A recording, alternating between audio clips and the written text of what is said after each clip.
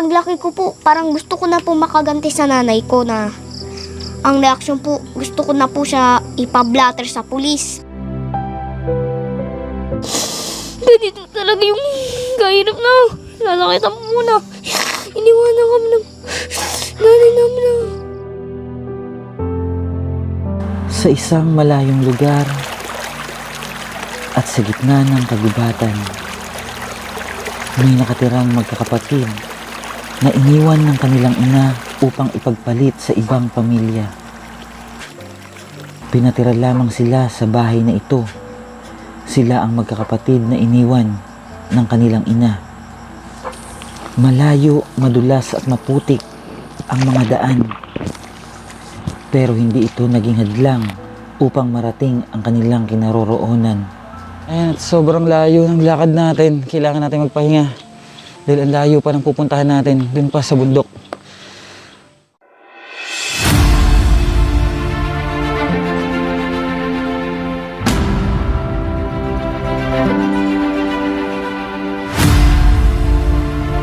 Siya ang batang si Jerome.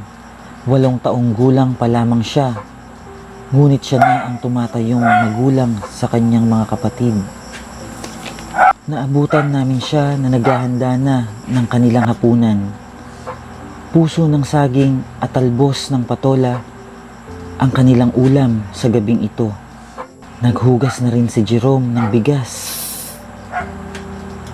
upang di raw sila abutin ng dilim sa oras ng kanilang pagkain.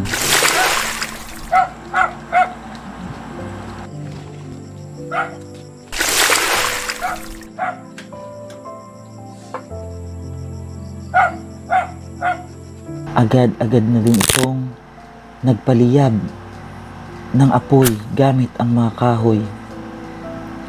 Siya ang gumagawa ng mga bagay na dapat sana ay magulang ang gumagawa nito dahil sa kanilang murang edad. Sa murang edad niya ay kamangha-mangha ang kanyang kilos at pananalita. Tara po at panoorin natin ang kwento ng kanilang buhay. Yan, good afternoon mga kababayan. Nandito po tayo ngayon sa Tanay Rizal, at umakyat tayo ng kabundukan para mahanap natin yung mga kababayan natin na nangangailangan ng tulong at may nilapit po sa atin dito na iniwan ng kanilang ina, yung magkakapatid na sila na lang po yung talagang kumikilos para may makain sila sa araw-araw dahil yung tatay po nila namumundok, nag-uuling para may maisustento dito sa mga batang to. Pero iniiwan niya to ng mga ilang araw basta may pagkain lang para hindi magutuman yung mga bata, at talagang nagpupursige yung ama na mabuhay itong mga batang ito dahil iniwan ito ng kanilang ina. Tara po at bisitahin natin yung mga bata dito sa kanilang tahanan. Hello, magandang hapon. Magandang hapon, boy. Kamusta kayo? Ha? Kamusta kayo? Anong pangalan mo? Efre by Jerome pa. Efren? Efre by Jerome pa. FB by? Ano yun? Efre by Jerome pa. Efre by Jerome. Jerome na lang tawag ko sa'yo, no? Ikaw, anong pangalan mo, be? Teya. Si Teya. Ikaw? Anong pangalan mo? Hindi siya ba nagsasalita? Special po yan talaga. Kuy-kuy po yan. Special Oliver po ang pangalan niyan. Kasi yung hindi pa po siya umiiyak, talagang nagkaganyan po siya. Nagkasakit po siya. Ininom po niya kasi ang Joy na nahirapan po din kami. Ininom niya ang Joy? Opo. Nandito kami para alamin kung ano yung kalagayan nyo dito. May lumapit kasi sa amin na kapitbahay nyo na kayo daw ay nabubuhay dito ng walang magulang. Wala na daw kayong nanay. Totoo ba na iniwan kayo ng nanay nyo? Opo. Anong nangyari? Ba't kayo iniwan? Iniwan po kami dahil ayaw naman po niya maging asawa yung papa ko. Pero natanggap naman po din ang buhay. Paglaki ko po, parang gusto ko na po makaganti sa nanay ko na ang reaksyon po, gusto ko na po siya ipablatter sa pulis. Pero di ko lang po nagagawa. Ano po? Dahil masama yung loob mo? Opo. Pero alam mo ba yung dahilan kung bakit iniwan kayo ng mama nyo? Opo, alam ko naman po, hindi naman nagwawala papa ko na sobrang bait naman po siya. Mm-mm. Kapgo po siya noon, ganun po siya kabait. Pero sa sa tunay na, sana nga, sabi ko, na sana nga, ipag-pray ko na lang na may tumulong sa amin na payamanin kami dito medyo kasi wala naman po kami kaya, wala po kami pera. Ito pong kapatid namin, hanap buhay po ito sa ospital na namayat po siya, tinurukan pa po siya, kaya nagkaganyan po siya na Nagkaroon siya ng sakit. Opo. Alam mo ba kung bakit wala yung mama nyo dito? Alam ko po, Anong dahilan? pero sa kaya po siya nawala, gusto na po daw niya umalis. Inawat ko po, nagalit po, may dalang pamalo, lumayo po ako. Umalis po. Ayun pala sa yun, sa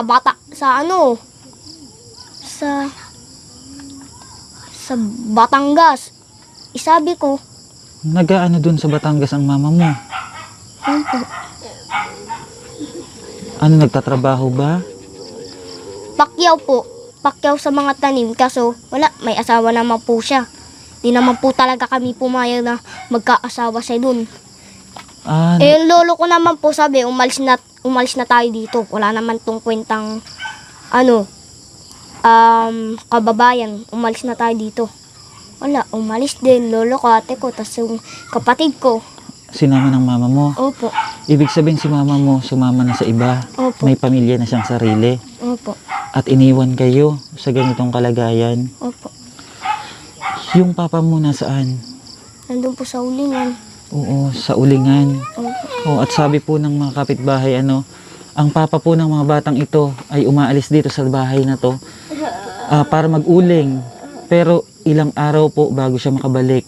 Ang ginagawa po ng ama nila kapag kumikita sa pag-uuling, iniiwanan yung mga bata ng stock, bigas, at sila na po ang bahala kung paano sila magkakaulam. Gaya po kanina, tiniba niya yung saging at kinuha niya yung puso para yung daw ang ulamin nila. At yung tatay nila is nagsusumikap naman, pero walang magawa talaga, kundi iwan sila dito dahil mas delikado doon sa kabundukan, sa pag-uuling. At itong mga bata na to, sila lang yung gumagawa ng paraan para makakain sila, mabuhay sa araw-araw. Sa kabila po ng ganitong kalagayan nila, nakakabilib yung gantong bata na talagang siya yung gumagabay sa kanyang mga kapatid. Ikaw ba yung panganay sa magkakapatid? Hindi po, kuya. Ikaw yung kuya. May panganay pa sa'yo? Opo. Oo. Nasan po yung ate niya? Ayan po. Ito na. Ito na pala. Wala to kanina kasi yung ate niya. Ngayon, andito na siya. Nasa labas daw ito. Siguro, naghahanap din ng makakain nila. Anong pangalan mo? Jasmine po. Jasmine. Ikaw yung panganay na kapatid nila.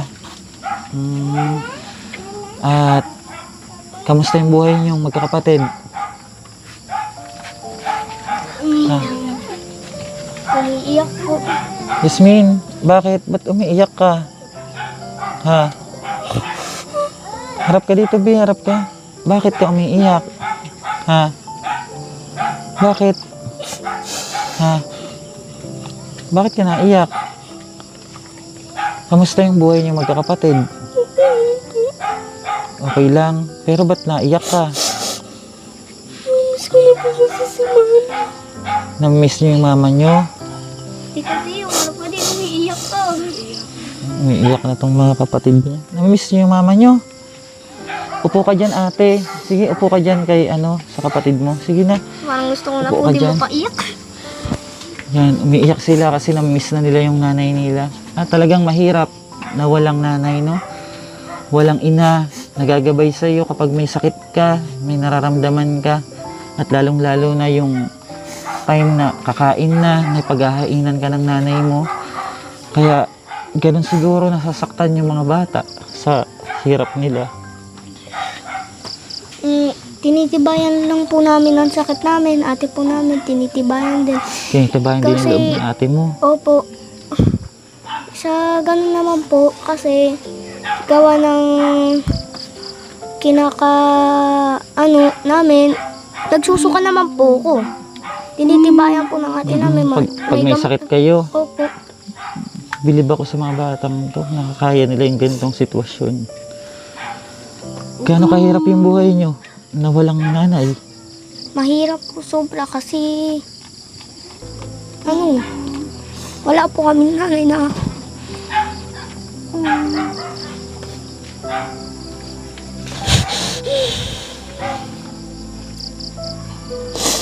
ganito talaga yung kahirap na lalakitan po muna.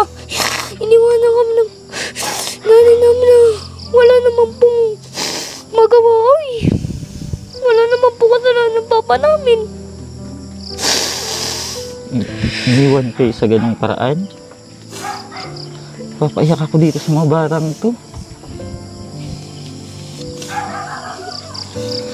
Ang hirap kasi walang magulang. Tapos sila lang na 4. Tapos meron pang sakit yung isa nilang kapatid. Sila yung nagtutulungan para mabuhay sila. Naabutan po namin kanina yung mga bata. Eto, naggagayat ng pagkain. Nagagayat ng puso para sa mga kapatid niya para may pang-ulam. Tapos siya rin yung nagsasaing. Siya na yung tumatayong magulang sa kanilang lahat. At mararamdaman mo yung hirap na pinagdadaanan nila. Nakakaawa sila. Sana matulungan natin itong mga bata na to. May message ka ba para kay mama mo? Anong message mo para sa mama mo? Wala po. Talagang hindi po namin siya doon mapunta na gusto ko na po din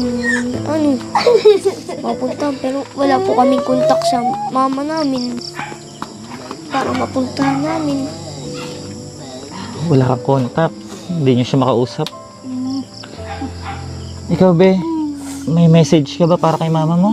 Anong sabihin mo kay mama mo? Wala naman po kasi kaming kontak eh.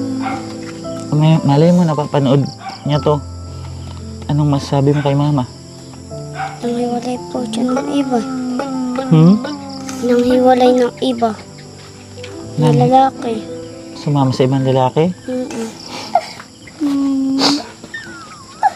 Ito po yung kapatid nila may karamdaman at di naman natin siya makakausap dahil sa kalagayan niya. Ito yung kapatid niya na panganay. Be, may sasabihin ka ba sa mama mo? Ha? Konting mensahe para kay mama. Wala? May galit ka ba kay mama mo? Wala? Namimiss mo lang siya kaya ka umiiyak? Hayaan mo at malay mo may dahilan kung bakit siya umalis. Diba? At alam niya siguro na mauunawaan niya yun pagdating ng araw. Kawawa itong mga bata na to. Mag-isa lang sila dito. Sila lang talaga. And bali, patawag muna nung kapitbahay nila yung naglapit sa atin sa mga bata. Ito si ate. Hello po. Ayan ate, magandang hapon. At nais po sana naming malaman kung ano po yung kwento ng buhay ng mga bata ate. Opo. Dito lang po kayo sa tabi nila. Ayan ate, gusto naming maunawaan ng lubos kung ano po yung nangyari, kung anong naging mga bagay-bagay na dapat malaman din namin kung bakit po sila humantong sa ganito. Magandang hapon po, sir. Magandang gabi po. Ito pong mga batang to, umpisa po, hindi namin kilala sila nang dumating sa amin. Opo. Doon po sila dumating sa isang bahay nakatira na tinagpian lang po nila ng dahon ng niyog yun para lang sila may tulugan, may dingding. Ngayon nakita ko po sila, naawa po kasi ako sa kanila. Kaya nung time na yon, humingi ako ng tulong kay Sir Rapi Tulfo. Pinost ko sila, kinuhan ko sila ng picture kasama yung bahay para po sana matulungan po sila kasi kami po ay isa pong ganun din, mahirap din kami, hindi po namin kayang suportaran yung pang araw-araw nilang pagkain kasi importante pagkain nila araw-araw, sir, wala talaga. Kaya nung nakilala namin tong may-ari ng bahay, kinausap namin kung pwede sana dito na lang po muna sila para may matulugan sila na maayos. Kasi kami po ay naawa po talaga dito dahil wala silang ina. May papa sila, wala pong papa ngayon dito. Minsan lang po umuwi, hindi yata makauwi rin ngayon. Nag-uuling po. Opo, nag-uuling po para may nanay po makain. nila, Yung nanay po nila, iniwan po sila na sa kabilang bahay po.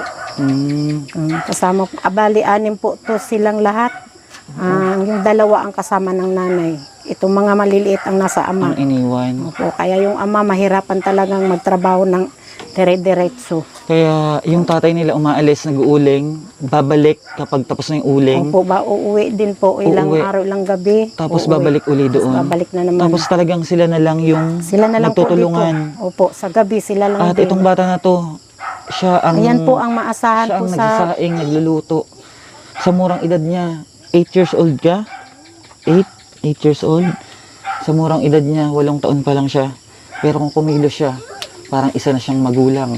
Dahil siya yung tumatayong magulang sa mga kapatid niya. Lalo pat napakahirap na may kasama pa siyang kapatid na may sakit, may karamdaman. Special po siya. Ayan, at nakuha naman natin ng pahayag, yung kanilang kapitbahay. At salamat po sa inyo, at Salamat naituro po niyo sila sa amin. Opo, Para po kahit paano matulungan namin tong mga bata na to, salamat po. At huwag kayong mag-alala, ha? Gagawin namin yung lahat para matulungan kayo, ha? Malayo man kayo, pero Ito po abutin ang, namin kayo. ang panganay nila ngayon dito. Ito po ang nila sa... Ito pong... Bigyan natin sila ng bigas. Salamat Ito, po. para to sa Salamat inyo, kayo. ha? Oh, Diyan ka lang. para sa inyo yung ha? Oh, ganun talaga siya. Bigla siyang natakbo. Yan, may bigas kayo, ha? Yan. Tapos, Salamat magbibigay kayo, ako sa Ron. inyo ng magbibigay ako sa inyo ng pera, ha? Para may ibili kayo ng kung anong gusto nyo. Ulam nyo, ha? Ano ba, pagkakatiwala natin sa kanilang pera, maliliit pa sila. Pero alam ko, pagkakatiwalaan to, kaya mong hawakan yung pera na ibibigay ko? Ha? Opo, dyan lang po. Itatabi ko lang po. Itatabi mo lang. Pero ingatan mo, ha? Opo. Naawa ko sa inyo dahil naramdaman ko yung hirap na pinagdadaanan nyo, ha? Sa huling anong gusto mong sabihin sa mama mo? Yung gusto mong sabihin sa kanya? Yung gusto ko pong sabihin, Anong gusto mong sabihin sa mama mo? Sa huling pagkakataon. May sasabihin ka pa ba sa kanya? meron po. Ano? Sige, sabihin mo. Na kaya naman po ito namin gawin magkakapatid itong buhay na kaya namin tong pansubok na to, nilalabanan lang po namin to.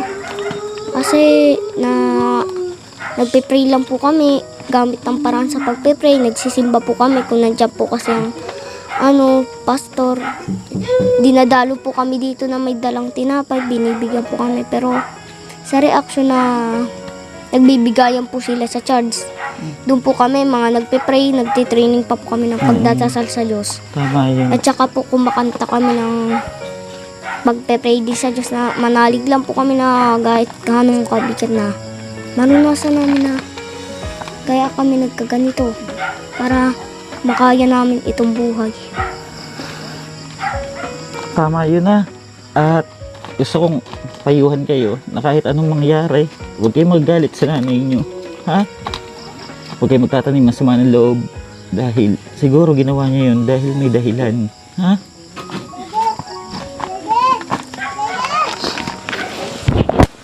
Bibigyan ko kayo ng panggastos, ha?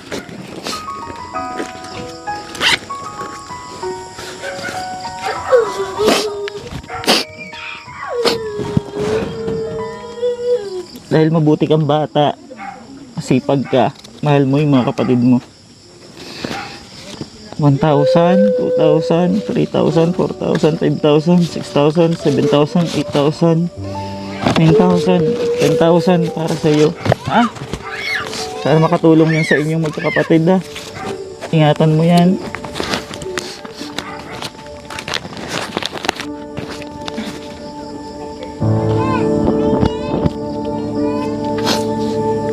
Gusto ko bilhin mo yung gusto mo.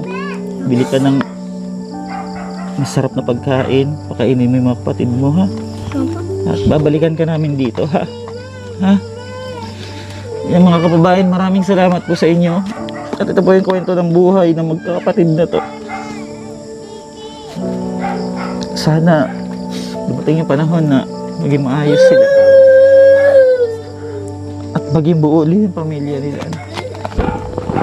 Payakap ako.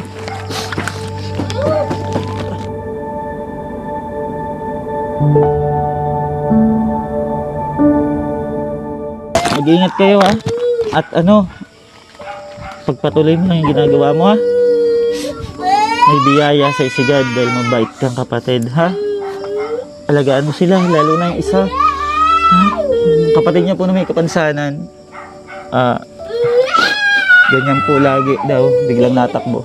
Mga kababayan, maraming salamat po. At ito po ang kwento ng buhay ng 4 na magkakapatid dito po sa gitna ng bundok, Sila lang po ang namumuhay dito sa bahay na to. At patira lang po sila dito. Dati po nakatira sila sa tagpi-tagpi at mga trapal lang. At salamat po sa nagpatira sa kanila dito. May maayos silang masisilungan. Maraming salamat mga kababayan, and God bless. Thank you so much.